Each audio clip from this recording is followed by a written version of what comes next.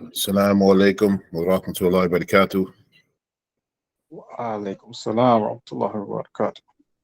Bismillahir Rahmanir Rahim. And alhamdulillah.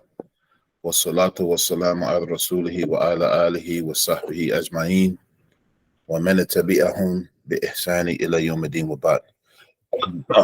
So I'd like to welcome you all to week 11, continuing in our course, Jawhar at-Tawhid, or the precious jewel, or the precious gem of divine unity, inshallah. Alhamdulillah, we read up to line 42 in the last session, inshallah ta'ala. So then we'll begin from there. All right, so was only you, Brother Issa, right now. So how's everything? Health, wealth, knowledge of self? Alhamdulillah. Okay, good.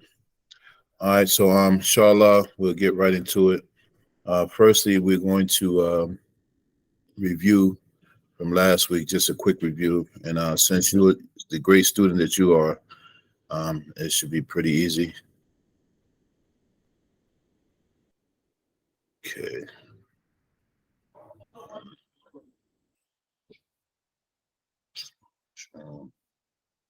Current slide.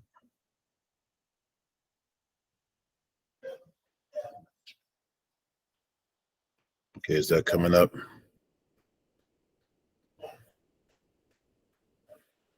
All right. So It's supposed to be blank. No, it's not supposed to be blank. All right.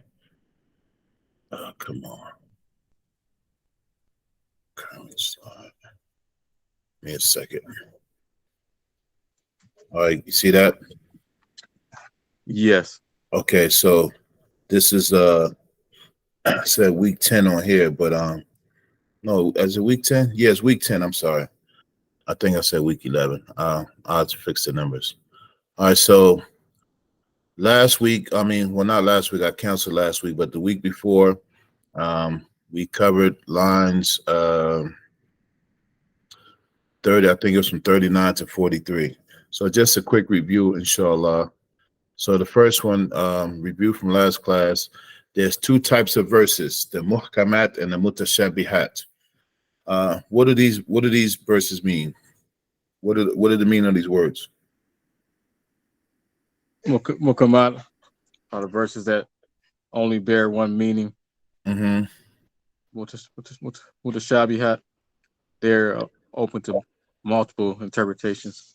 Okay. There's another meaning I'm looking for. I'm gonna see if you know it. That we discussed in the class. So the muhkamat verses, they have one meaning and something else that they're able to what? The mukammat? Yeah, the muhkamat. You said they're able to. Yeah, they're able to. There's a blank I want you to fill in.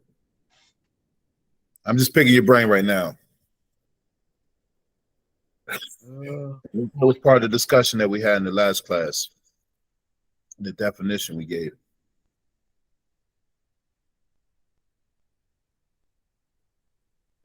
But basically, it's what you said, one meaning, and that the verse is able to stand on its own. Okay. The verse is able to stand on its own with that one particular meaning. Like it doesn't need any supporting thing for you to understand it. And the difference between that and the mutashabihat, those verses, they can carry a number of meanings, and they have to be corroborated with some other verses, to really get the grasp of the meaning, because you just can't assign one meaning to it. All right. Okay. So we got two types of verses in the Quran, muhkamat and mutashabihat, and then from those two types of verses, there's two approaches to one of those types, which would be the mutashabihat verses. All right, so the mutashabihat verses, we have two approaches. We have tafwid and ta'wil. All right, so just give us a brief meaning of what those mean, those two words, tafwid and ta'wil. Tafwid is accepting the verses as they come, accepting them negating the literal, non-befitting meaning, negating that from Allah. Mm-hmm. Yeah. So, what's the English word we use when we usually use this word? English word for Tawhid. What's the English word? One word. Well, one I often see. It's not, it's not across the board. I usually see this consignment. Consignment. Yeah. So Tawhid is to recite those verses as they are, without any interpretation, without any meaning or anything like that, and relegating the real and true meaning to Allah subhanahu wa ta'ala. So, and then we have Ta'wil. Assalamu alaikum. Alaikum salam.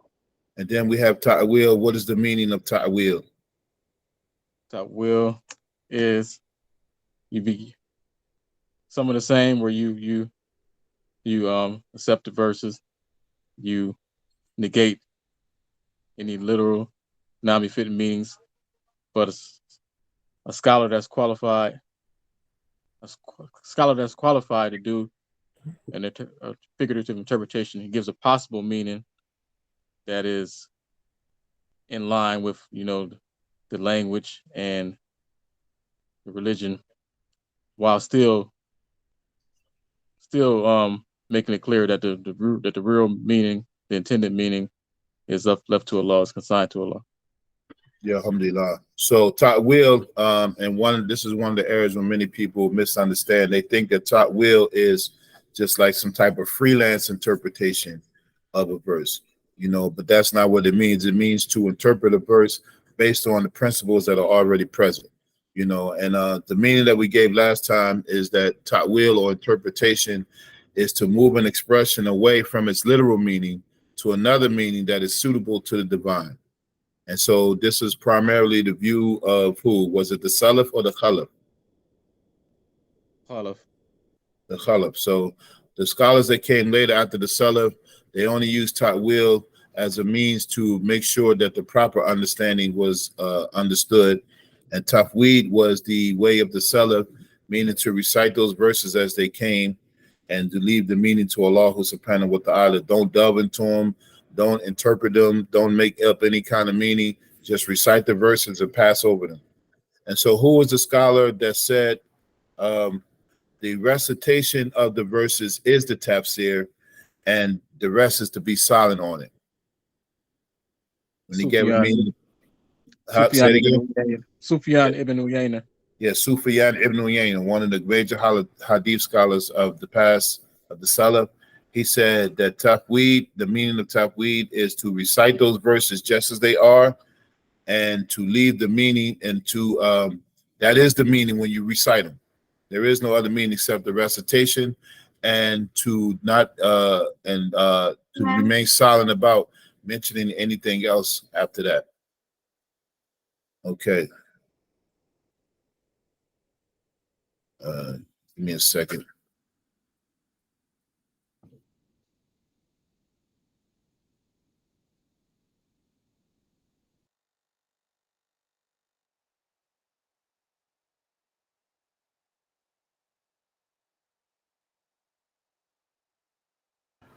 Okay, so that was the meaning of Tawhid.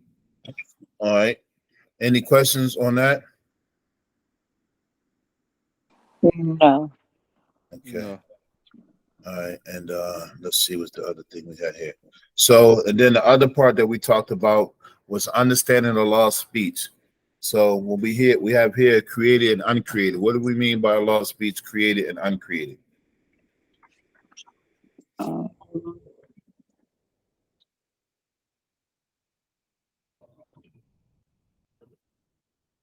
I don't know what do you mean? Okay, with respect to the kalam of Allah, talking about the Quran, the speech of Allah, is it created or uncreated? It is uncreated. Okay, what was the argument that we had a discussion about? What the Mu'tazila, what they used to say? So the Mu'tazila used to say that I just looked at it, that Mu'tazila used to held the belief that the Quran was created. Why did they say the Quran was created?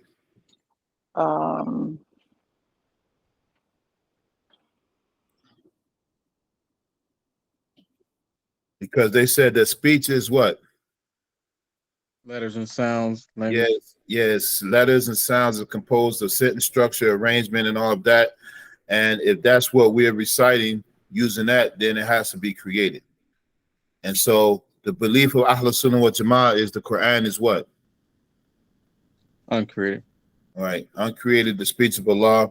And so how do we make the reconciliation between the speech, the letters, the words, and sounds, the sentences that we have in the book that's called the Quran and the uncreated speech of Allah?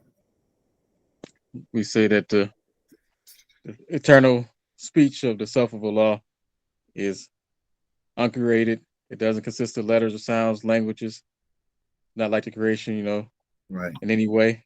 Right. And what we recite and what we write is the expression. The revealed text is the expression of that eternal speech. Yes. So the what we recite is an indication of some of the meanings of the eternal speech of Allah, which is uncreated. And the books that we write in the Quran and recite with letters and sound and pitch and all of that is created, but that's not the created. That's not the eternal speech of Allah subhanahu wa ta'ala. It's just a what's the word we're using? It's like an indication. All right. So that's how we make the make the reconciliation between that. Excuse me. Any questions on that? No. No. All right. Alhamdulillah. Excuse me. All right, so now we'll go to the text, inshallah ta'ala. And we left off at line 42, and now we're at line 43. So Imam al-Laqqani, he said, وَاسْتَحِيلُ ضِدُّ دِلْ صِفَاتِ فِي حَقِّهِ كَالْكَوْنِ فِي الْجِهَاتِ. He said the opposite of all of these attributes are impossible for him, such as being in our direction. All right, so this is line 43. All right. So here in the book, Jawhar at-Tawhid, Imam al-Laqqani, he switches the theme. We talk about three categories when we talk about Allah subhanahu wa ta'ala's attributes. They are, the first one we talked about was wajib. What does wajib means? What's necessary to believe What's about Allah? necessary. All right, and mustahil. Well, let me go to the other one. Jaiz. What is jaiz?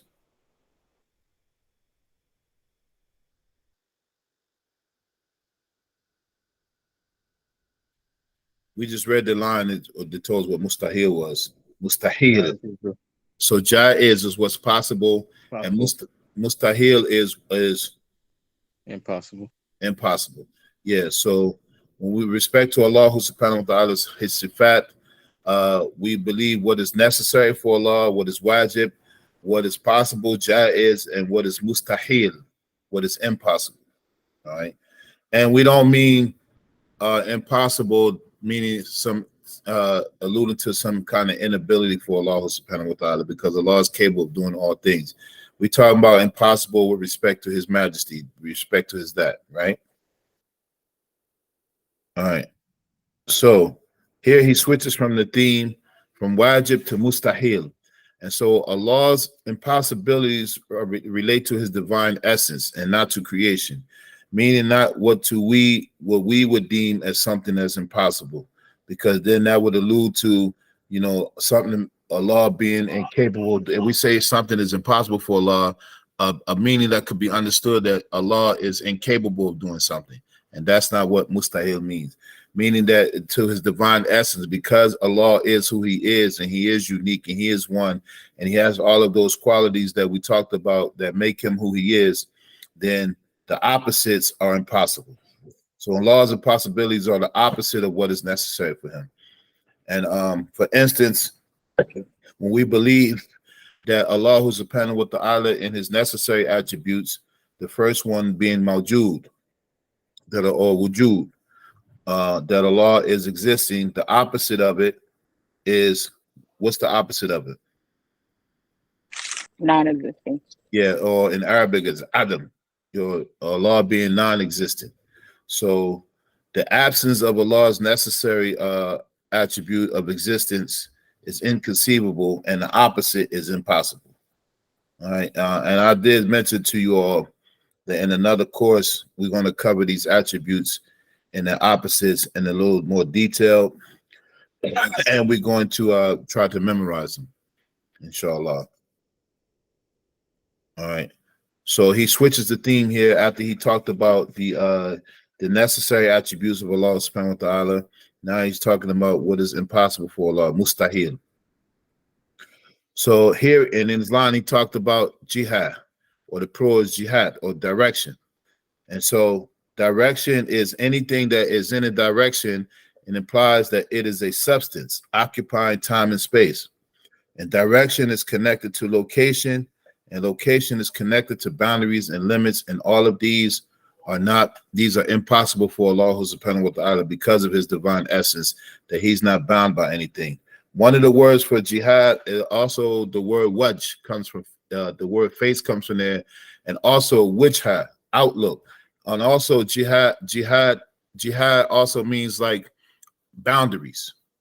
You know, it has a meaning that means boundaries. So Allah subhanahu wa ta'ala is not bound by any directions, and particularly the 6 directions. Well, there's only 6 directions, right? And so if we say that Allah subhanahu wa ta'ala is in a direction, then that would necessitate that he's in a location, and if he's in a location, that means he's bound by time and space and proximity and all of those things, and all of that is not befitting his majesty. And here we took a line from at-Tawhid, where he said that he is not contained by 6 directions like the rest of created beings.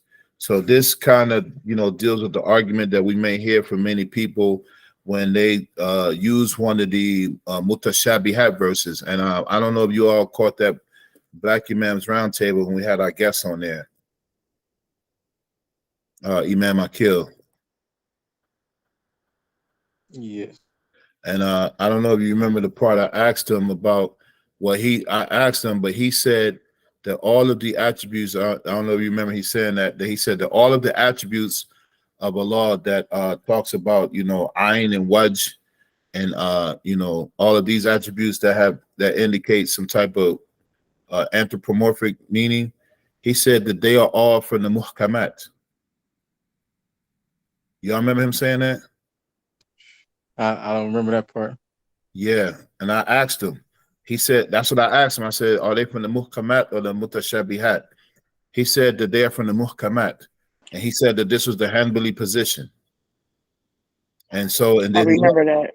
And then he also said that, the terms when Imam Amin asked him about, and I know you all remember this, where he said that Hanbali, Wahhabi, Salafi, and Athari, they are interchangeable.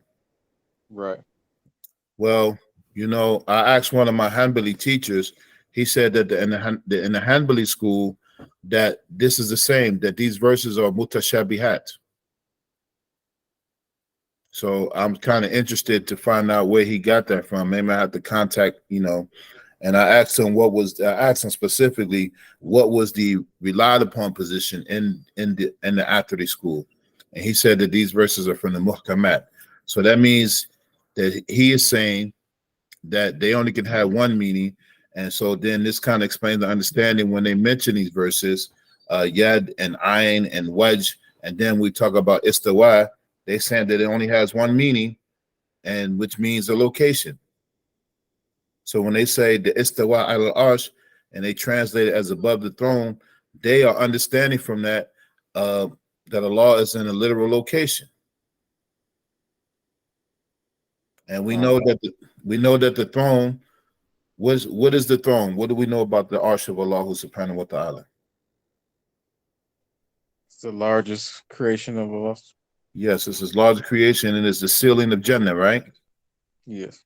Yes. So, and although we don't know, we know it has proximity. We know it has width, it has a limit. Even though it's the grades of Allah's creation, it's still a created thing. That means it has, it has proximity, it has location, and all that kind of thing. And so we talk about Allah subhanahu wa ta'ala, that istawa. If they saying that if what he said, I haven't heard anybody, I haven't even heard any other after he say this. But if he's saying that it is from the muhkamat verses, then it only can have one meaning like literally above in a location. And that is impossible for Allah subhanahu wa ta'ala, because Allah is not bound by anything that's subjected to time and space and location and direction, because that means that it would have a limit. I mean, Allah will have a limit, and Allah is not limited. And then some of the explanation that they give, and you might have heard this, says that Allah has limits that only He knows.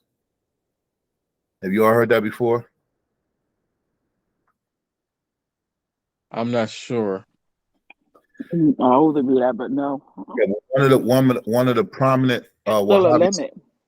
Yeah, one of the prominent Wahhabi scholars have said this in the explanation of their own explanation of Imam Tahawi's Aqidah.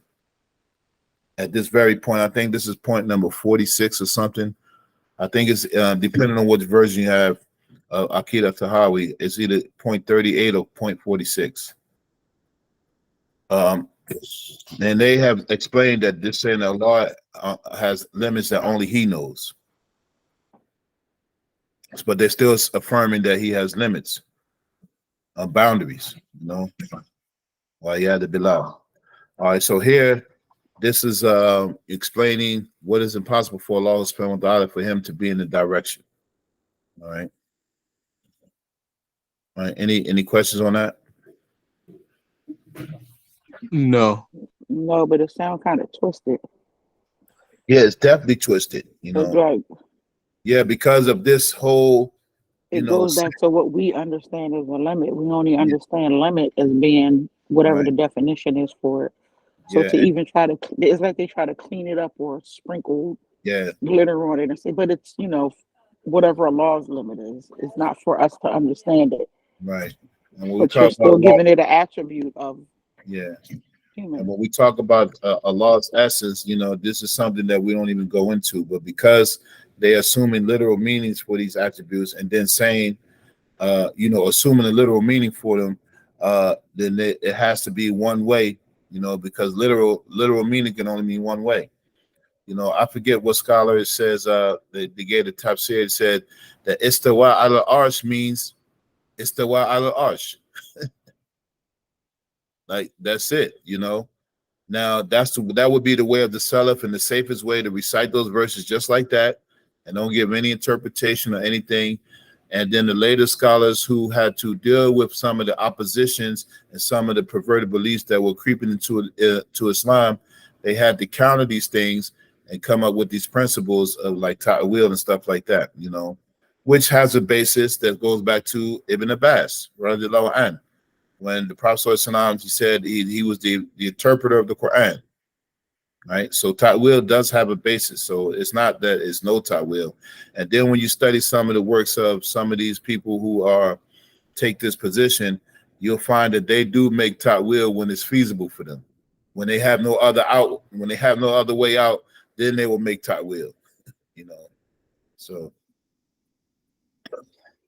Okay, so this is mustahil, is impossible for Allah to be in a location, and so Allah's impossibilities are the opposite of what is necessary for Him. All right, are we clear on that one? Yes. Okay, go to the next slide. Yeah. Okay.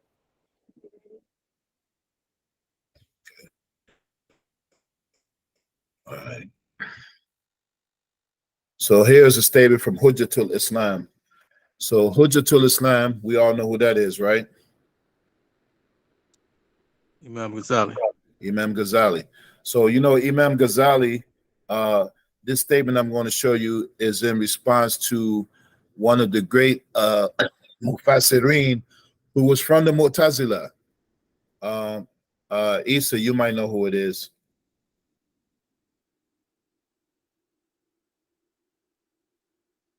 You want to take a guess?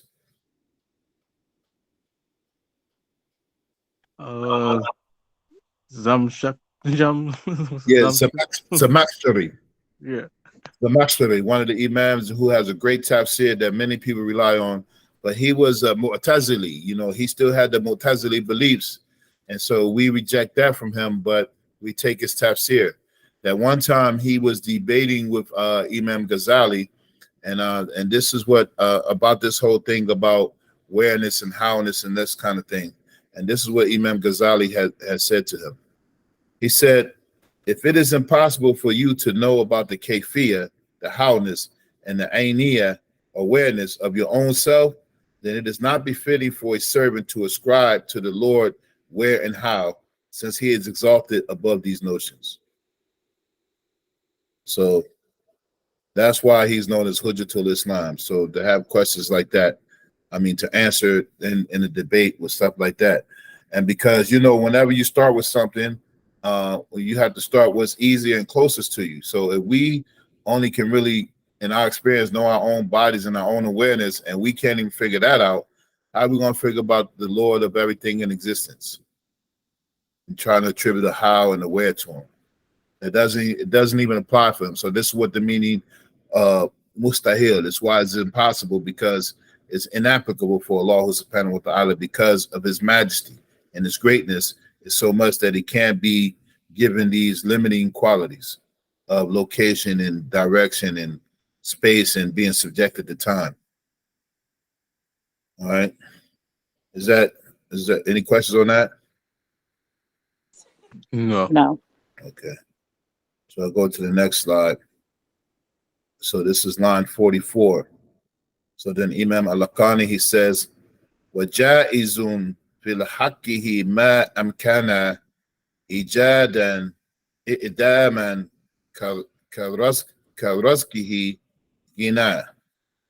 He said that all that is conceivable for him is possible for him to bring it into existence and to eliminate it, like his providing wealth.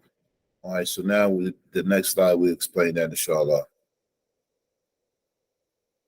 All right, so he's talking about now the other part we talked about, the wajib, the necessary attributes for Allah. We talked about the impossible. So the impossible things are those that are opposite of the necessary. And here the jaiz are the things that are possible. So here in the line, he used the word jaiz and the mumkin. We said enkana, excuse me. What this means, mumkin, something that is possible and permissible. And so both of these words are synonymous with each other, and all that is conceivable and relates to him is possible. So this is the line that Imam al-Laqqani was writing. And remember, this is in response when we talk about the Ashari creed and the curriculum. A lot of it is a response to refuting the Mu'tazila, you know, and some of the things that are, you know, that they discuss, you know, in scholarly detail are really not for the layman, because, like, for instance, let me ask you all, is this kind of stuff that we're covering, is it kind of difficult or complicated in any way? Or you think some of this topics get a little difficult or a little complex? I mean, it can be complex depending on. It depends. Yeah. Well, you know, and if you think about it, the stuff that we're studying is basic stuff, you know, that it's been kind of like summarized for us to digest it. But it shows you how complex these discussions were with, you know, scholars like Imam Abu Hassan al-Ashari, and refuting the Mu'tazila and some of the things that they believe, you know, and how they put this in the whole curriculum that's been passed down to us, that we can easily access this stuff and see, okay, why do these people believe this, and this is what the Muslims believe, and putting all this together in a format, in a codified way, you know. And if it's so complicated for us on the simple form, it also shows you how important it is, the discussion Aqidah, to be clarifying, you know. And that's why it should be more complex if you don't have an understanding exactly of the correct Aqidah. Yeah, exactly. So this is why, you know, when you're learning Aqidah, you have to learn these things in stages, and you have to learn these basic things before you can go into things. And then, you know, how we see that play out today. Sometimes people might learn Arabic and they're going into these books, especially when you find people who claim that the Ashari Akida is like, something later or something deviant or whatever they call it. And what they do is they don't follow the steps, and then they're going to books and read maybe some of these high-level scholarly discussions. And just because they can read in Arabic don't mean like you understand it. You can read a book of Shakespeare that's all English and don't have no idea what he's talking about, right? But you know the words, you put them together, sentences, but you don't know the meaning of them. You know what I mean? And so some people will go into these books and say, look, they believe in, Greek philosophy and all.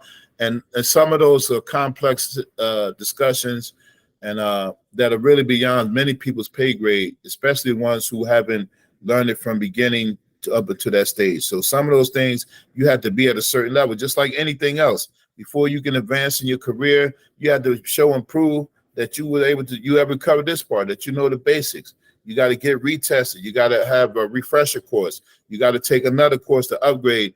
Why not that? Why can't it be like that in Akida? What makes us think that we can just go into this and believe in this, that, and the other, and explaining this according to our whims? And where people get that from? You know what I'm saying?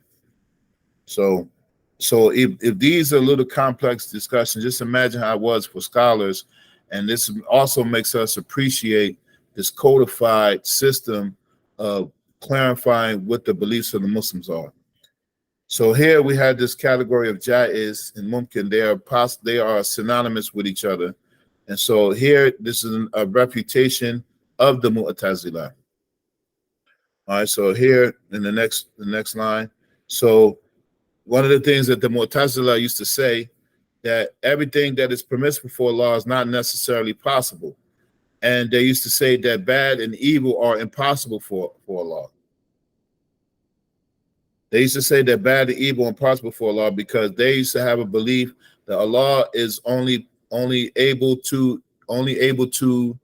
do good or create good, and that bad it's impossible for him to create bad because this would make him like unjust. This is a belief they used to have. And now if you don't really know what the true belief is, something like this can make sense. Because now, what is it sometimes nowadays, for instance, when people, even Muslims, when they kind of have a defect in their belief and it might lead them to like stop practicing or wonder and have doubts, what does it usually stem from? Like something bad that happened to them. Yeah, they can't comprehend when something bad happens to them with some type of trial, some type of fitna, and they can't believe, I didn't deserve this, or why is this happening to me, And then if you think about that in that respect, then the Mu'tazila, it would make sense. Like, this God you're talking about is merciful, all-knowing, is all forgiving. Why he would subject this creature that he chose us to be a servant, so why would he do that to us? And that's a legitimate question. That's a legitimate question. But Allah subhanahu wa ta'ala, he creates all, he creates all. And however it turns out, it's totally by his command and by his will. But this is some of the beliefs that they used to have. And so some of the Ashari texts, they are in refutation of those beliefs. And so some of it may just be relevant to the time, even though we can use it for all time, you can draw something from it and make it relative to where you are. But a lot of these arguments are from those times because they had to fight off these Mu'tazila. As you all know, the Imam Abu Hassan al-Ash'ari, he was with the Mu'tazila, for a good part of his life, for 40 years, until, some things came up and they couldn't answer questions that he had that were pressing, and it made him leave them,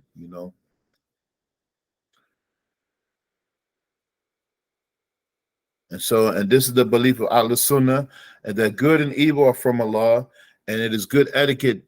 And good etiquette is to ascribe good to Allah and evil to oneself. Although Allah creates evil, he never commands it for us.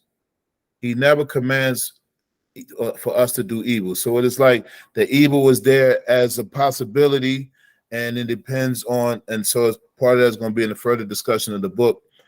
that we're going to talk about. But just because the evil is there, that doesn't mean you have to do it, you know. And if you do it, that doesn't mean that Allah, he didn't, even though he created evil, he didn't will for you to do it. He willed for you, and he commanded for you, and drew you to the good, you know. And so it's good etiquettes to, we recognize Allah is the creator of everything, just based on, you know, the Quran. You know, that Allah creates good and bad, and all of it is from him. The good is from Allah, we attribute it to him, and the bad we attribute it to ourselves. And so there's going to be a further discussion about that in a couple more lines. We might not get to them today, though. All right, is any questions on that? No. No. Okay. All right, so the next line is line 45. And so here, I think this is the last line for today. فَخَالِقٌ لِعَبْدِهِ وَمَا عَمِلْ مُوَفِّقٌ لِمَنْ أَرَادَ أَنْ يَصِلْ. That Allah, he is the creator of his slave and his actions, and he's granting success to the one that desires to arrive. All right, so he is the khaliq for his slave, and he creates the actions, and he gives the granting of success or enabling success for the one who has the will or the desire that they want to arrive, meaning they want to become closer to Allah subhanahu wa ta'ala. Yeah, so this is the last slide for today, inshallah. All right, so we'll go. So all is from Allah subhanahu wa ta'ala. All right. And so this is a key issue of Aqidah. What is the range of choice that the servant has? So where does a cutoff point with respect to, you know, a person having free will to choose, and you know, Allah subhanahu wa ta'ala creating everything and creating us in our actions. So our actions that we do, they're created by Allah subhanahu wa ta'ala. So that means even the bad actions, right?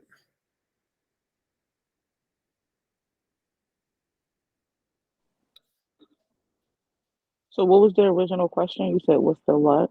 What is the range of choice that the servant has? Like, where's the cutoff limit to where, you know, what we choose? And if Allah, the line that we mentioned, that Allah is the creator of us and our actions. So how does it relate to when bad actions occur?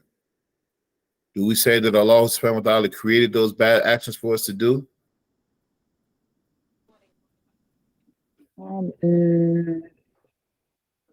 Not in that sense, no. Okay, in what sense would you say? What do you? I feel like this is a trick question. I don't know. It might be. I mean, I just see not a trick question, just to see where you at with it.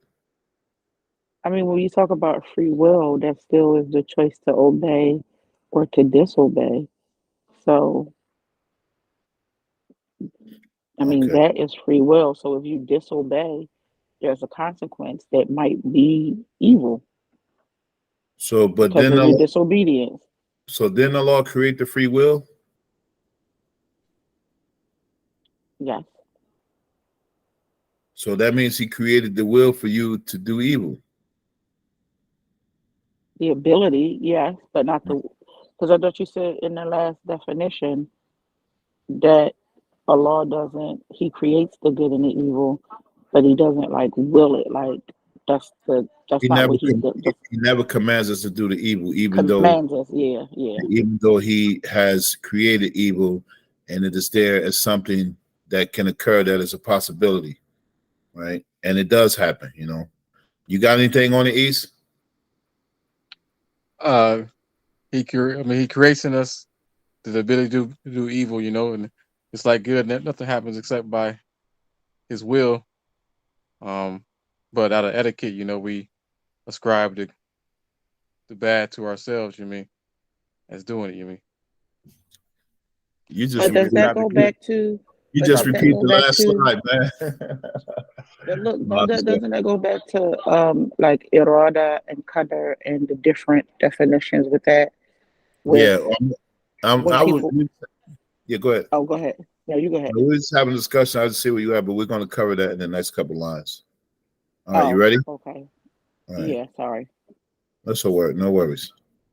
So here, when he talks about this line of creating this Allah creating the servant its actions, so this is more of a refutation of the Mu'tazila who believe that the servant created his own actions through choice. That the servant created his own actions through choice, and if Allah punished the wrongdoer, then they were saying that it is oppression on Allah's behalf because he created the choice to do wrong. And so, and it's connected to their belief about even evil things happening being impossible for Allah. All right. So what's the problem with this? That they're saying that the servant creates his own actions through choice.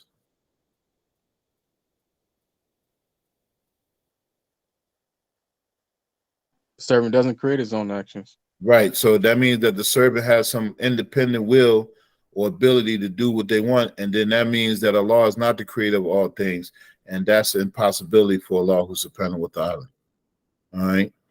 And so this belief of the Mu'tazila is saying that, so if Allah created all things and the servant does evil, and because there's rewards and punishment for all the action that we do. So the servant does something evil and he's punished for it, then that's oppression on Allah's behalf. This is what they used to believe.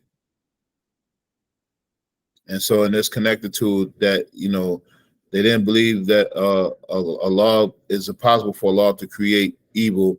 It is the person, who does it on their own, But then that would mean that there would be a belief of some different type of independent ability, independent from Allah, and that's, then that would go against Allah being all capable and all powerful and having control over everything. Yeah, I was reading about some of this on commentary on Fiqh Akbar. Okay, alhamdulillah. And so what we believe as Ahlul Sunnah is that Allah creates everything, both bad and good deeds, and both voluntary and involuntary acts. And this is another thing that the Mu'tazila used to believe, that our involuntary acts, that, we don't create those, like if we're breathing and stuff like that, reflexes, we don't create those. But our voluntary acts are all us.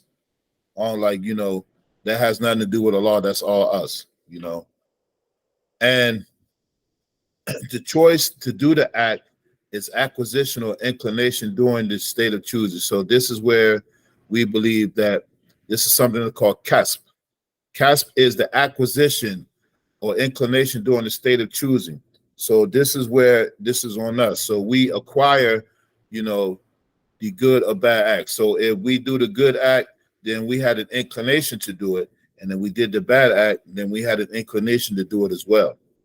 And Allah subhanahu wa ta'ala created both of them, but we have the choice in deciding to do it, to do either good or bad, Even though both of them are present, the freedom to do good or bad is what Allah subhanahu wa ta'ala facilitated. And it looks like the ability that he gave us, yeah, right? Yeah, and then it also goes to another refutation of another group called the Jabariya. They used to say that because Allah subhanahu wa ta'ala created all actions, then we are really compelled for everything that we do. So we don't, in a sense, we don't really have free will. That's what the Jabariya used to believe. So this is, a balance in between these two extremes. So I got a question. I don't know if it goes along with this kind of sort of, or if it's off topic. It kind of might be lined up with it. So I think before in a prior class, we talked about being able to, like, the dua changes things, and then that would change the qadr of Allah. Mm-hmm. Like, would that be along the same? Well, that's going to be, or not really. Yeah, that's going to be in the discussion we're going to have about the difference between qadr and qada, because what Allah has facilitate, or He wills or makes able, all of it's going to stem from the qada.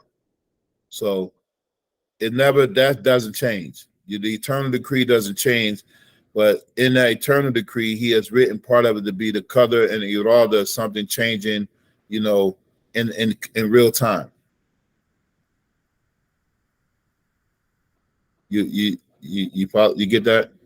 Yes, yes. So in the eternal decree, what Allah allows to will and what he wills and desires and allows to happen, all of that stems from the eternal decree.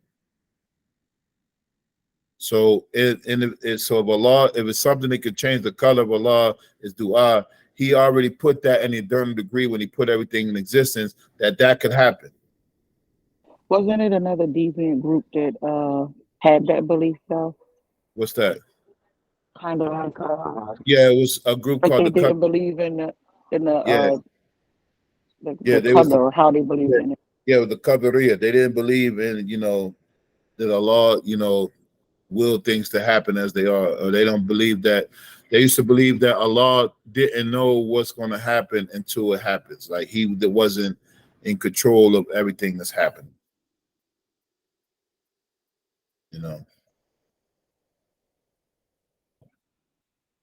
And I remember one comedian, he said, like they wasn't preordained. There was one comedian who said, I don't believe in nothing until it happens. Like, but he used an expletive, you know. I don't believe in nothing till it happens. Like almost that like Allah didn't will it to happen. Everything just happened just like it is, that it's not pre-eternal, you know. Like I believe it when I see it.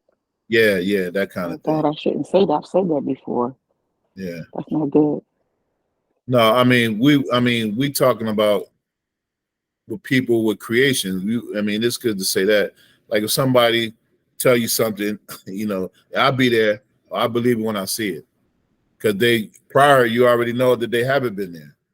So that, you know, that don't have nothing to do with Allah's qadr. You know, that's something that you see from creation. But we talk about stuff occurring and not occurring, you know, from Allah's divine will. You know. All right, so this word here, you should remember kasb, which means the acquisition. So it is the servant, his a choice to do the act, or his inclination to do the act. That is on him. But the good or bad, and involuntary and voluntary is all from Allah subhanahu wa ta'ala. And even in the kasb, you know, there's something that it's not, you know, we have free will, but we don't have total free will, because as we know that nothing of what we will supersede what Allah has already willed.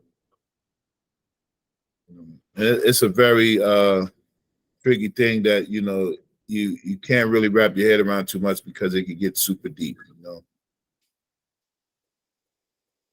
All right, any questions on that? No. Okay, and so this is the last slide that he explains the line of, he said muwafiq. So muwafiq, he says the like making success, and so it comes from the word tawfiq, wafaka, success or the ability to carry out an act. And so there's a definition from a couple of our scholars. The first one is Imam al-Juwayni. What was Imam Juwayni's name? What he was known as? Imam al-Haramain. Imam al-Haramain. Alhamdulillah. He was the teacher of who? Imam Ghazali. Yes, Imam Ghazali.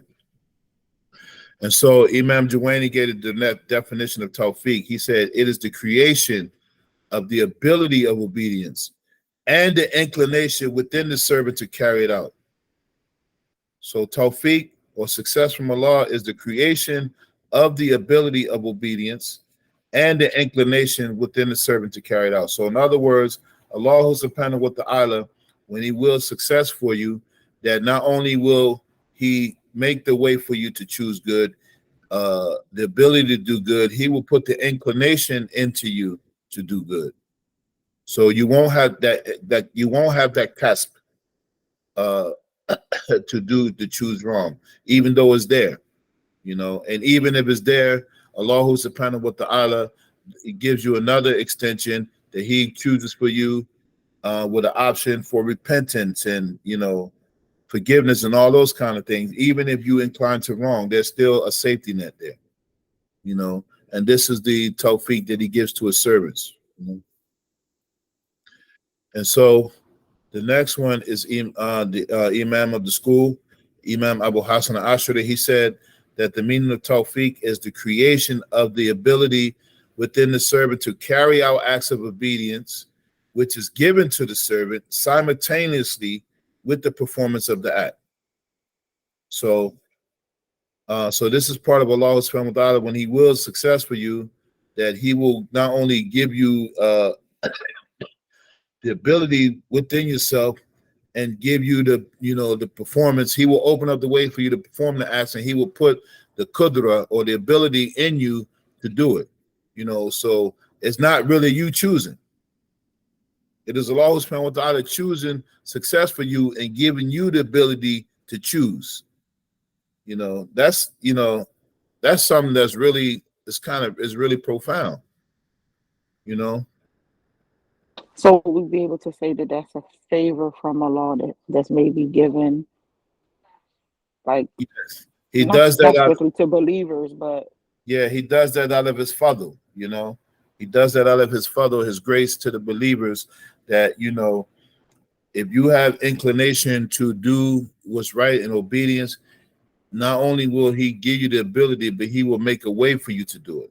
So if you find yourself in real time doing something in obedience, then know that Allah made that way for you, because it could have very well been different. It was possible for it to be different.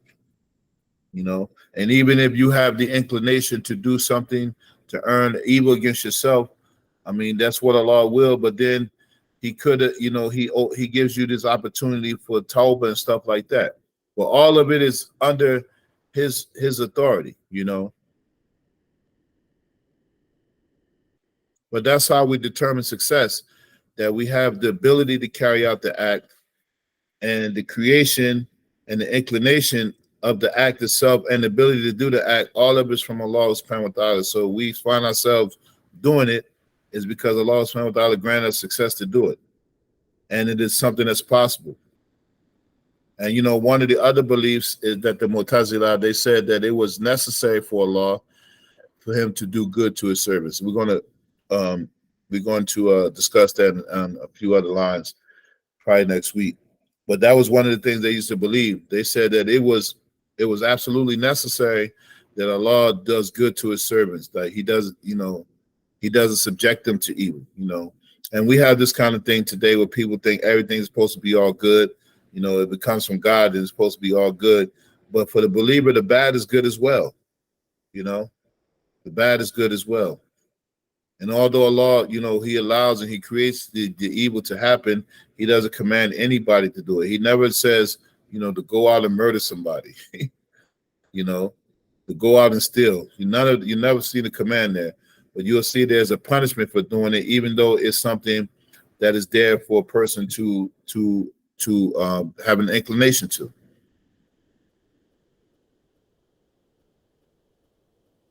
All right. Any questions on that? no. Okay. Okay. And this is the last line. It says, Allah makes the success and the means to it. And if we don't find ourselves successful, we weren't inclined to acquire it. If we don't find ourselves successful, we weren't inclined to acquire it. Because once we have the cusp for success, then not only Allah subhanahu wa ta'ala will grant us success, He will grant us the means to get to the success and the ability to, to do the thing that is successful. And that will be from His favor, because He doesn't have to do that. But part of it is that He is, in a sense that He's manipulating. Now, I won't say manipulating, but He has controlled some. We don't have complete free will. We don't have complete free will. We do have free will to choose and not choose and stuff, but it's not completely up to us. So Allah is still directing our free will. Is that clear? Yeah. Yeah. Okay, so we're going to discuss this some more, inshallah. Next week we have a few more lines. All right, where we at? Okay. All right, so we'll stop there. Any questions or comments or anything?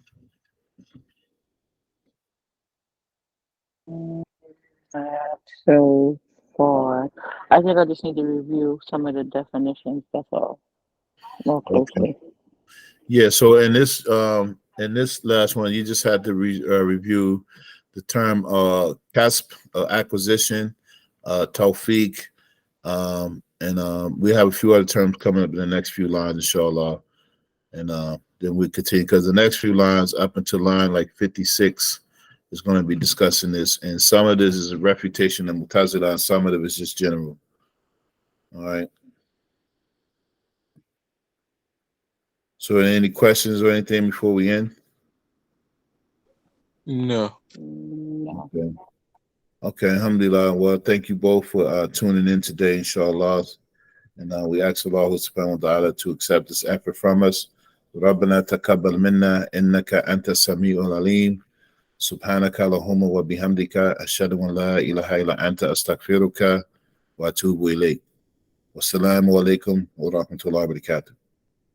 Wa alaikum salam wa rahmatullahi wa barakatuh.